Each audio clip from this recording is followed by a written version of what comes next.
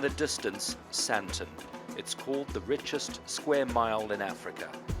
And in front, Alexandra, one of South Africa's poorest neighborhoods. The people of both will vote on Wednesday, but that's where the similarity ends. In Sandton, the heart of the South African economy, the centrist and liberal Democratic Alliance will dominate. In Alex, well, it's more complicated. So we're driving through the streets of Alexandra Township. As you can see, it's pretty densely packed and it's pretty poor. It's the lives of people like these that the ANC swore it would change for the better after 1994. But its record has been mixed. And we've come here to try and find out whether people have lost faith in their politicians. They are all corrupted. That's what I can say. That pretty much sums up the view of many here. But if they vote at all, it will likely be for Cyril Ramaphosa's African National Congress, the steady ship, or for the radical far left, Julius Malema and his economic freedom fighters. You know what, for now we are not sure of which party can we vote because all of them, we are not sure about them. I think they are corrupt. It would be a grave mistake to think that South Africa hasn't come an awfully long way since the end of apartheid. It has, and a look inside this museum on the outskirts of Soweto is a reminder of how bad things were and make many of today's problems seem quite inconsequential.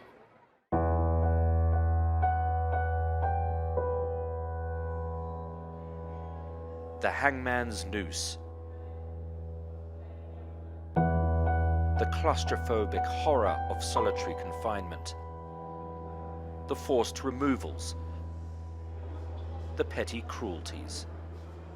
Apartheid officially ended 25 years ago, but its effects endure.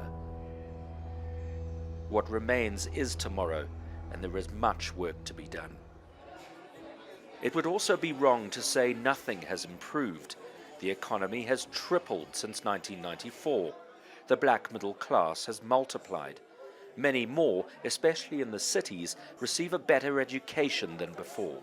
Social grants help the poorest of the poor. But there's a sense now that things are moving backwards. Jacob Zuma, president for 9 years. The wasted years, some call it here. And now Ramaphosa has vowed to clean up the mess. It's Parliament, it's the presidency, it's the tax authority, prosecutions, prisons, all of that. We lost it. It's simply a process of rebuilding the trust in the institutions that we had before Zuma broke them. Zuma's allies in business siphoned billions out of state-owned enterprises like electricity supplier Eskom, crippling it.